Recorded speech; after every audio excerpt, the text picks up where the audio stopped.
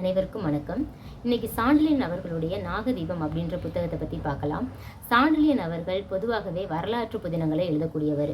வரலாற்றில் நடந்த ஏதேனும் ஒரு உண்மை சம்பவத்தை அடிப்படையாக வைத்து கதைகள் எழுதக்கூடியவர் தான் சாண்டில்யன் அவர்கள்.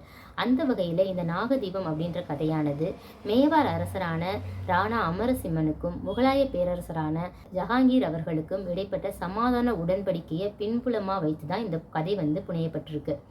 இந்த புத்தகத்துடைய முன்னுரையில் சாண்டில்யன் அவர்கள் ஒரு குறிப்பு தர்றாங்க. அது என்ன அப்படின்னா, மேவார் அரசரான ராணா அமரசிம்மன் அவர்கள் ஜஹாங்கீர் அவர்களிடம் சமாதானம் செய்து கொள்ளும் பொழுது தன்னுடைய மூதாதையர்களால் பாதுகாக்கப்பட்டு வந்த ஒரு விலை மதிப்பு மிக்க சிவப்பு நிறம் கொண்ட ரத்தினத்தை கொடுத்து தான் சமாதானம் பண்ணிக்கிட்டாரு அப்படின்றத நான் ஒரு புத்தகத்தில் படித்தேன். அதை வச்சு தான் அந்த கதையை நான் எழுதியிருக்கேன் அப்படின்னு சொல்லியிருக்காங்க. அது மட்டும் இல்லாமல் இந்த கதையில் ராஜபுத்திரி அப்படின்ற ஒரு கதாபாத்திரத்தை தவிர மற்ற எல்லா கதாபாத்திரங்களுமே உண்மையிலே வாழ்ந்தவங்க. இந்த கதையோட விறுவிறுப்புக்கும் சுவாரஸ்யத்தை கூட்டுறதுக்கு மட்டுமே அந்த ராஜபுத்திரின்ற அந்த கதாபாத்திரம் போகிறாங்க. அவங்க தான் அந்த கதையோட கதாநாயகி. இந்த கதையினுடைய கதாநாயகன் ஹரிதாஸ் சாலா அப்படின்றவங்க. அடுத்து ராணா அமரசிம்மன் வர்றாரு. அடுத்து மேவாருடைய பிதாமகர் என்று எல்லாராலும் போற்றி புகழக்கூடிய ஜெயன் சந்தாவத் அவர்கள் வர்றாங்க. இந்த கதையினுடைய வில்லன் அப்படின்னு சொல்ல முடியாது, இருந்தாலும் ஒரு தந்திரசாலியான கதாபாத்திரமாக சாண்டில்யன் அவர்களால் சித்தரிக்கப்பட்டுள்ள சுந்தர் தாஸ் அப்படின்ற ஒரு கேரக்டரும் இதில் வர்றாரு. அடுத்து இந்த சமாதான உடன்படிக்கைக்கு ராணா அவர்களால் அனுப்பப்பட்ட தூதருடைய பேர் சுபகரன் சிங் அப்படின்ற ஒரு பெயர் மட்டும் இதில் இடம்பெற்றிருக்கு. அந்த கதாபாத்திரம் நேரடியாக பேசுவது போல இதில் அமைக்கப்படலை. ஆனால் அப்படி ஒரு தூதுவன் இந்த சமாதானத்துக்கு அனுப்பப்பட்டிருக்காங்க அப்படின்றது இதில் இடம்பெற்றிருக்கு. இந்த பக்கம் முகலாயர்கள் பக்கம் பார்த்தோம் அப்படின்னா ஜஹாங்கீர் அவர்களும் அவருடைய மகன் குர்ரம் அவர்களும் வர்றாங்க.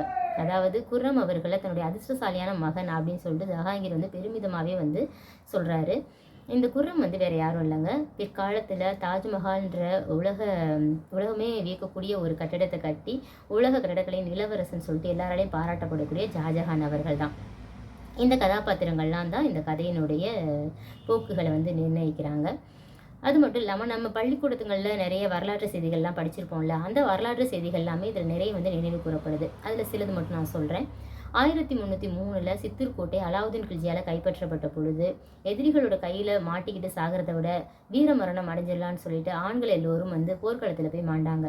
அதே சமயம் பெண்களும் எதிரிகள் கையில் மாற்றுறதுக்கு பதிலாக நம்ம செத்துடலான்னு சொல்லிட்டு கூட்டாக தீ குளிச்சு உயிரிழந்தாங்க. இந்த முறை ஜவஹர் அப்படின்னு நம்ம சொல்லுவோம். இதை திரைப்படங்களில் பார்த்துருப்பீங்க. இந்த முறையெல்லாம் இதில் நினைவு கூறப்பட்டிருக்கு. அது மட்டும் இல்லாமல் அக்பர் அவர்கள் சித்தூர்கோட்டையை கைப்பற்றும் பொழுது அந்த கோட்டைக்கு பாதுகாக்கிறதுக்காக தங்களோட ரொம்ப வீர தீரத்தோடு போரிட்ட ஜெய்மல்லன் மற்றும் பட்டா இவங்களுடைய வீரங்களும் இதில் நினைவு கூறப்பட்டிருக்கு. இவங்க வீரங்களால் ஈர்க்கப்பட்ட அக்பர் தன்னுடைய ஆக்ரா கோட்டையில் அவர்களுக்காக நினைவு தூண்களை எழுப்புனாங்க அப்படின்னு நம்ம படிச்சிருக்கோம் இல்லையா, அதுவும் இங்கே சொல்லியிருக்காங்க. அது மட்டும் இல்லாமல் அக்பர் அவர்கள் ஆட்சி காலத்தில் இருந்தபோது ராஜபுத்திர அரசர்கள் சில பேர் திருமண உறவுகளின் மூலமாக அக்பர்கிட்ட நட்புரிமை கொண்டாடினாங்க. அதை எதிர்த்தும் அக்பருடைய ஆட்சியை எதிர்த்தும் ராணா பிரதாப் அவர்கள் காடுகள்லையும் மலைகள்லையும் ஒளிந்திருந்து தன்னால் எப்பெல்லாம் முடியுமோ அப்போல்லாம் அக்பருடைய ஆட்சியை எதிர்த்து கொண்டே வந்தார். அவருடைய வீரமும் இந்த இடத்துல அடிக்கடி நினைவு கூறப்பட்டுகிட்டே வருது.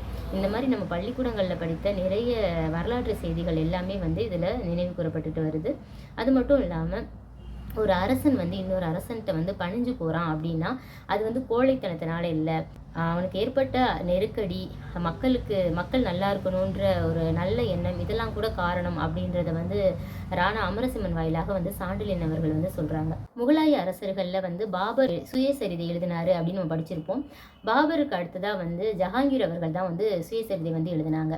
அவர் தன் கைப்பட எழுதின சுயசரிதையை ஒரு பத்தியை இதில் ஒரு மேற்கோள் காட்டியிருக்காரு. நான் அரியணை ஏறி 8வது வருடத்தில் என் அதிர்ஷ்ட மகன் குர்ரம் ராணாவிடமிருந்து கைப்பற்றிய ஆலங்கோமான் என்ற யானையையும் மற்றும் 17 யானைகளையும் எனக்கு அனுப்பி வைத்தான். அதையடுத்து சில நாட்களில் ராணா அமரசிம்மன் பணிய விரும்புவதாக செய்தி வந்தது. எனது மகன் குர்ரம் மேவாரை சுற்றியுள்ள பல இடங்களையும் மேவாரின் பெரிய குடும்பங்களின் தாய்மார்கள், மனைவிமார்கள், குழந்தைகள் மற்றும் உள்ள உறவினர்கள் இவர்களை சிறைப்பிடித்து விட்டதாலும் ராணா பணிய வேண்டிய அவசியம் ஏற்பட்டுவிட்டது. நான் ஆஜ்மீரை விட்டு வேட்டையாடி திரும்பிய பொழுது எனது மகன் குர்ரம் ராணா தன்னை சந்தித்து விட்டதாக மகமது பெக் என்ற வீரனிடம் தகவல் அனுப்பியிருந்தான். இதை கேட்டதும் நான் மகமது பெக்குக்கு ஒரு யானை, ஒரு குதிரை இவற்றை பரிசளித்து ஜூல் பெஹர்கான் என்ற பட்டத்தையும் அளித்தேன் அப்படின்னு சொல்லிட்டு தன்னுடைய சுயசரிதையில் அவர் எழுதியிருக்காரு.